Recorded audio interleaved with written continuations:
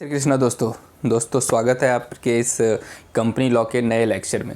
दोस्तों आज हम अपने चैप्टर नंबर 3 जो लास्ट लेक्चर में शुरू किया था उसी को कंटिन्यू कर रहे हैं और आज हम ये समझने जा रहे हैं कि जो कंपनीज है अगर इनकॉर्पोरेशन के बेस पे रजिस्ट्रेशन के बेस पे बात करें तो कितने टाइप की कंपनी हो सकती है, या फिर स्टैट्यूटरी कंपनीज़ किसे कहते हैं, चार्टर्ड कंपनीज़ किसे कहते हैं।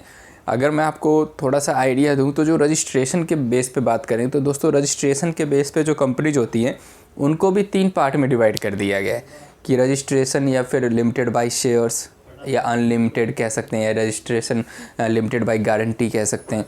तो ये सब कॉन्सेप्ट हम समझें कि लिमिटेड बाय शेयर्स क्या है, लिमिटेड बाय गारंटी क्या है, और फिर ये स्टैट्यूटरी प्रोविजंस, स्टैट्यूटरी कंपनीज़ क्या होती हैं। तो दोस्तों स्टैट्यूटरी कंपनीज़ वो होती है जो रजिस्ट्रेशन या रजिस्टर्ड कंपनीज़ वो होती हैं, नाम से पता क्या है, रजिस्टर्ड, जिसका रजिस्ट्रेशन किया गया है कहाँ पे, कंपनीज एक्ट 2013 में। और अगर वो स्टैट्यूटरी कंपनीज़ की बात करें तो स्टैट्यूटरी कंपनी मतलब वो जिसको किसी लॉ के द्वारा गवर्नमेंट ने बनाया है। तो ऐसे कौन सी कंपनी, जैसे कि रेलवे है, ये भी तो कोई ना कोई कंपनी चला रही है, तो लेकिन वो लॉ के द्वारा बनाई गई है। ऐसी कोई चार्टर्ड कंपनी है, मैंने थोड़ा सा ओवरव्यू पहले भी लेक्चर में दे दिया था कि जो चार्टर्ड कंपनीज कौन सी कंपनीज होती है। चार्टर्ड कंपनी वो कंपनी होती है जो किसी राजा या फिर जो एक राजा रानी वाला जो एक कॉन्सेप्ट होता था पहले, जिसके बेस पे पहले कानून बनते थे, जो राजा ने बोल दिया वो कानून होता था, राजा डिसाइड करता था। उस टाइम पे जो कंपनीज बनती थी उनको बोलते थे या बोलते हैं चार्टर्ड कंपनीज। तो और उसके बाद हम जब इन सब चीज़ों को अपनी किताब से रेफ़र करने के बाद हम समझेंगे कि ये प्राइवेट कंपनी और पब्लिक कंपनी में डिफरेंस क्या है। जैसे कि हमने लास्ट लेक्चर में पढ़ा था ना कि पार्टनरशिप और कंपनी में क्या डिफरेंस है, ऐसे ही इस वाले लेक्चर में और आज के लेक्चर में हम यही देखेंगे कि रजिस्टर्ड कंपनीज़ किसे कहते हैं, स्टैट्यूटरी कंपनीज़ किसे कहते हैं, चार्टर्ड कंपनीज़ किसे कहते हैं, प्लस प्राइवेट कंपनी और पब्लिक कंपनी में क्या डिफरेंस है। तो दोस्तों इन्हीं सब टॉपिक को रेफ़र करते हैं अपने किताब से। तो दोस्तों हम अपने बुक से रेफ़र कर लेते हैं इन्हीं कॉन्सेप्ट को। जैसे कि पहला क्या है, according to the mode of incorporation companies में बी क्लासिफाइड इनटू 3 कैटेगरीज। मतलब रजिस्ट्रेशन की बात करें तो कंपनी को इन्होंने 3 कैटेगरी में बांट दिया है। पहला क्या है, रजिस्टर्ड कंपनीज, दूसरा क्या है, स्टैट्यूटरी कंपनीज, और तीसरा है चार्टर्ड कंपनीज। तो पहले हम क्या देखने जा रहे हैं, registered companies. Company registered under the Indian companies act is known as registered companies. जो इंडियन कंपनीज एक्ट में रजिस्टर्ड है उसको क्या बोलते हैं, इंडियन कंपनीज। तो सर सवाल ये उठता है कि इंडियन ये कंपनीज एक्ट कौन कौन से। तो दोस्तों एक तो जो पुराना था वो कंपनीज एक्ट 1956 था और अभी जो है वो 2013 है। तो इन दोनों में से किसी में भी अगर रजिस्ट्रेशन है ना तो उसको हम इंडियन कंपनी बोलेंगे। ऐसा नहीं कि भाई 1956 में जिसका रजिस्ट्रेशन है वो तो बात पुरानी होगी तो अब उसे कंपनी नहीं बोलेंगे, ऐसा नहीं है। पुराने एक्ट में भी रजिस्टर्ड है 1956 में तो भी रजिस्टर्ड मानी जाएगी। It is officially setup and registered with registrar of companies. तो कंपनीज एक्ट ने पावर किसको दिया, कहाँ रजिस्ट्रेशन ले कंपनी का, तो दोस्तों उसे बोलते हैं ROC, registrar of companies, and gate certificate of incorporation. और ROC उसको क्या दे देती है, certificate of incorporation issued by ROC, registrar of companies. जैसे कि इन्होंने एग्जाम्पल दे के बताया गूगल इंडिया प्राइवेट लिमिटेड, तो इनका ROC है, इनको ROC मिल जाएगा रजिस्ट्रेशन के बाद।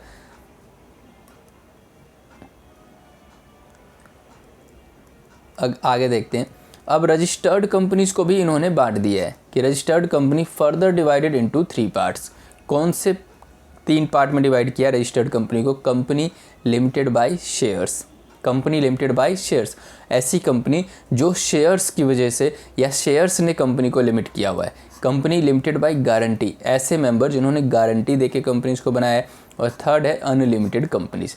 तो ये रजिस्टर्ड कंपनीज के जो 3 पार्ट हैं, रजिस्टर्ड के 3 पार्ट है, companies limited by shares, company limited by guarantee और अनलिमिटेड कंपनी। तो एक एक करके देखते हैं। Companies limited by shares, section 222 of Indian companies act 2013 defines company limited by shares as a company having the liability of its member limited by the memorandum of association to the amount, if any, unpaid on the shares held by them such a company is known as company limited by shares, मतलब कि company की liability है कि जिसके जितने share holder हैं, जिन जिन लोगों ने शेयर्स होल्ड कर रखे हैं, उन शेयर होल्डर्स के प्रति कंपनी की दायित्व है, कंपनी को पैसा उनको देना पड़ेगा।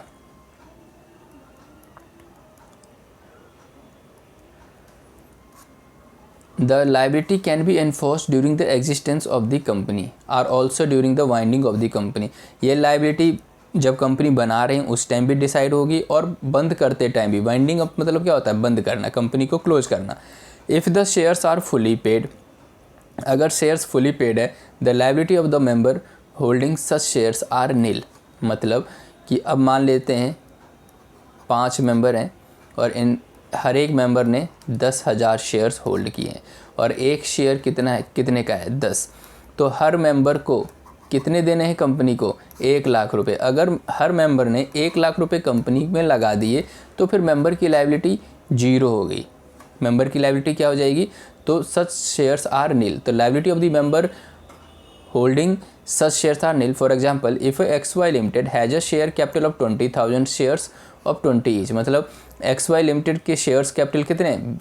20,000, 20 रुपए वाले हैं। And A has purchase 200 shares, तो और ए ने 200 शेयर्स परचेज किए। He has paid so far ₹12 share.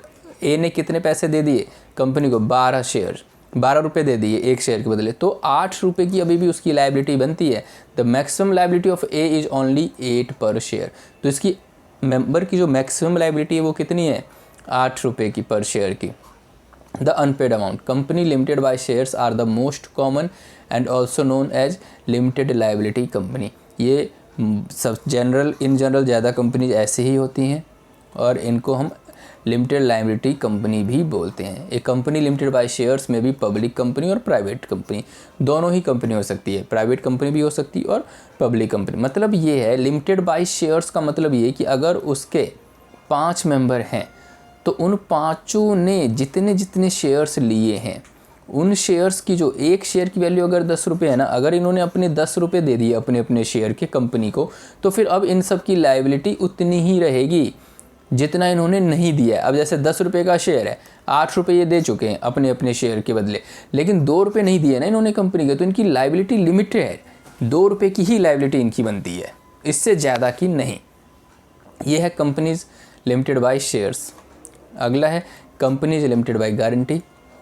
जो मेंबर जितनी गारंटी देगा according to section 221 of the companies act 2013, where the liability of the member of a company is limited by its memorandum of association to such amount as the members may respectively undertake to contribute to the asset of the company. दोस्तों, company की सारी बातें memorandum of association में लिखी होती हैं और memorandum of association लिखी जाएंगी कि ये इसके शेयर होल्डर हैं। इस बंदे ने बोला कि मैं तो इतने असेट लेके आऊँगा कंपनी के लिए, इसकी मैं गारंटी दे देता हूँ, तो इसकी लायबिलिटी उस असेट के प्रति हो जाएगी या उस असेट के लिए हो जाएगी। तो company limited by guarantee also called guarantee company. ऐसे कंपनी को क्या बोलते हैं? गारंटी कंपनी भी बोलते हैं। The amount guaranteed by each member in the nature of a reserve capital. जो हर मेंबर, सभी शेयर होल्डर जो गारंटी दे देंगे जिस अमाउंट का, उसे बोलते हैं रिजर्व कैपिटल। उसको क्या लिखते हैं? Reserve capital. It can not be called up accept in case of winding up of the affair of the company. इसको तब तक नहीं लिया जा सकता, यूज़ किया जा सकता जब तक कंपनी बंद ना हो रही हो। The article of association of such a company shall state the number of members with which the company to be registered. दोस्तों, 2 चीज़ें होती हैं कंपनी में, मेमोरेंडम और आर्टिकल। मेमोरेंडम में सारे शेयर होल्डर्स, एड्रेस, उनका क्या ऑब्जेक्टिव है ये, और आर्टिकल में नियम होते हैं कि कैसे कैसे काम होंगे। दिस कंपनी मे और may not have share capital. ऐसे कंपनीज के जो शेयर्स बाय गारंटी, जो गारंटी वाले कैपिटल हैं, गारंटी वाली जो कंपनी होती है, गारंटी कंपनी होती है, उनमें ज़रूरी नहीं कि उनके शेयर कैपिटल हो। If it has a share capital, अगर ऐसे कंपनी के शेयर कैपिटल हैं तो liability of member shall be 2 fold. तो उन मेंबर्स की 2 लायबिलिटी हो जाएगी। First, liable to pay the amount which remains unpaid on their shares. पहला कि भैया तुमने अगर 10 रुपये का शेयर लिया और कंपनी को अगर 8 रुपये दिए तो 2 रुपये की तो पे करने की लाइबिलिटी बनती है, plus the amount payable under the guarantee, और तो तुमने गारंटी दिया है कंपनी को कि भाई मैं तुम्हें ये एसेट ला के दूंगा, तो वो भी लाइबिलिटी बनती है। मतलब अगर गारंटी कंपनी है और अगर उसके शेयर कैपिटल भी हैं तो अनपेड शेयर कैपिटल अमाउंट के लिए भी उसकी लाइबिलिटी बनती है और गारंटी के लिए भी बनती है। The objective of this company not to earn profit, these are not non trading companies. ऐसे कंपनीज़ का जो ऑब्जेक्टिव होता है वो प्रॉफिट कमाना नहीं होता है या ट्रेडिंग कंपनीज नहीं होती हैं। These companies are usually formed for the promotion of educational और साइंटिफिक रिसर्च। ऐसी कंपनी किस लिए बनाई जाती हैं? एजुकेशनल और साइंटिफिक रिसर्च के लिए, साइंस के लिए, रिलीजन के लिए, सोशल के लिए और चैरिटेबल पर्पज़ के लिए। स्पोर्ट्स क्लब होते हैं, ट्रेड एसोसिएशन होते हैं, एनजीओ जिसे कहते हैं are usually registered as guarantee company. जितने भी एनजीओ होते हैं वो गारंटी कंपनीज की तरह रजिस्टर्ड होते हैं। नेक्स्ट देखते हैं जो रजिस्टर्ड कंपनी में जो थर्ड है, कंपनीज विद अनलिमिटेड लायबिलिटी। मतलब इसमें अगर जितने भी मेंबर हैं तो उनकी लायबिलिटी अनलिमिटेड रहेगी। According to section 292 of the Indian companies act 2013 defines that unlimited company as a company not having any limit on the liability of its member. मतलब मेंबर्स की कितनी भी लायबिलिटी हो सकती है, उसकी कोई लिमिट है ही नहीं। In case of an unlimited company, every member is liable for the debts of the company to an unlimited extent। अगर unlimited company है तो हर member liable होगा, हर member की liability बनती है कि कंपनी के जितने भी कर्जे हैं, डेट्स है, उसको तुम पे करोगे। An unlimited company may or may not have share capital। मतलब unlimited company की ज़रूरी नहीं कि शेयर कैपिटल हो। In case it has any share capital, अगर शेयर कैपिटल है तो उनको जो अनपेड अमाउंट है, रिड्यूस है, इंक्रीज है, उन सब की लायबिलिटी सहनी पड़ेगी। इट कैन इंक्रीज और reduce it share capital without any restriction. If it has a share capital it may be public company और a private company. It must have its own article of association. ये public company भी हो सकती है और private company भी हो सकती है। ये हमने देखे रजिस्टर्ड कंपनीज़ के बारे में। नेक्स्ट पढ़ने जा रहे हैं स्टैच्यूटरी कंपनीज, जो किसी लॉ में बनाया गया है। ठीक है ना। अब देखते हैं कि ये कैसे है, क्योंकि कंपनीज एक्ट भी तो एक लॉ है, उसमें भी तो बनाया जा रहा है, लेकिन ये दूसरी जो स्टैच्यूटरी कंपनीज हैं वो कैसे दूसरी लॉ से अलग है। There are the companies which are created by a special act of the central and state legislature is called statutory company. मतलब जब सेंट्रल और स्टेट एक्ट, सेंट्रल गवर्नमेंट या फिर स्टेट गवर्नमेंट ने अपने अपने एक्ट में अगर कोई कंपनी बनाई है तो उसको स्टैच्यूटरी कंपनी कहते हैं। Statutory company govern by the provision of their special act, और ऐसे कंपनीज को उसके स्पेशल एक्ट गवर्न करते हैं, ना कि companies act. Some examples of this type of companies are the Reserve Bank of India, RBI, State Bank of India, the Life Insurance Corporation, ATC। These are most concerned with public utilities and objective is not to earn profit but to serve people। इनका जो main motive है वो earning profit नहीं है, लोगों को सर्व करना है। जैसे कि railways, tramways, gas and electricity companies and enterprise of national importance, ऐसे जो इस देश के लिए इम्पॉर्टेंट है। The provision of companies act 2013 apply to them if they are not inconsistence with the provision of the special act. अगर ऐसी जो कंपनीज हैं अगर वो अपने अपने एक्ट में अच्छे तरीके से कॉम्प्लाइंस नहीं कर रहे हैं, लॉ को फॉलो नहीं कर रहे हैं, तो कंपनीज एक्ट इस पर भी एप्लीकेबल हो जाएगा, under which they formed. The liability of the member of such companies is limited. ऐसे कंपनीज के जो मेंबर्स होते हैं उनकी लाइबिलिटी लिमिटेड होती है, but in the most of the cases they may not be required to use the word limited. और ऐसे कंपनीज को लिमिटेड वर्ड लगाने की ज़रूरत नहीं होती है, लिमिटेड वर्ड लगाने की ज़रूरत नहीं होती है। इसीलिए आपने देखा होगा कंपनीज में क्या लिखा होता है, प्राइवेट लिमिटेड, पब्लिक लिमिटेड, मतलब लिमिटेड है लायबिलिटी। और लेकिन स्टैच्यूटरी कंपनीज आपने कभी सुना है आरबीआई लिमिटेड, एसबीआई लिमिटेड? नहीं सुना, इसलिए इनको लिमिटेड लगाने की ज़रूरत नहीं है। Annual report on the working of each such company is required to be placed on the table of the legislature. मतलब अगर ऐसी कंपनीज के जो एनुअल रिपोर्ट है वो कहाँ पेश होते हैं, पार्लियामेंट में, स्टेट लेजिस्लेटिव असेंबली में, मतलब जो विधानसभा है, लोकसभा है, एज द केस में भी। The audit of such company, तो ऐसे कंपनी का ऑडिट कौन करेगा, is conducted under the supervision, control and guidance of the controller and auditor general of India. तो ऐसे कंपनी का जो ऑडिट है, स्टैच्यूटरी कंपनी जो भी होती हैं, इसको जनरली सरकारी कंपनीज बोल देते हैं इन जनरल। ऐसे कंपनी का ऑडिट कौन करते हैं, controller and auditor general of India. और जो दोस्तों नेक्स्ट टॉपिक है चार्टर्ड कंपनीज। ये चार्टर्ड कंपनीज क्या होती हैं? A company which is formed by the grant of the charter by the crown and which is regulated by that charter is allowed as chartered company. ये crown क्या होता है? राजा, ठीक है ना, and which is regulated by their charter, और राजा ने जो बनाया है कानून, उस कानून के हिसाब से अगर कोई कंपनी है तो उसको चार्टर कंपनी कहते हैं। These are the company which are created under special charter issued by the king और queen of country of monarchy. मतलब जहाँ पे राजा का राजतंत्र है वहाँ पे राजा या रानी के कहने पे ये कंपनी बनाई जाती है, जैसे कि east India of company, east India of India, bank of England. ये सब क्या है दोस्तों? Chartered companies. इस तरीके से हमने समझा कंपनीज के टाइप्स।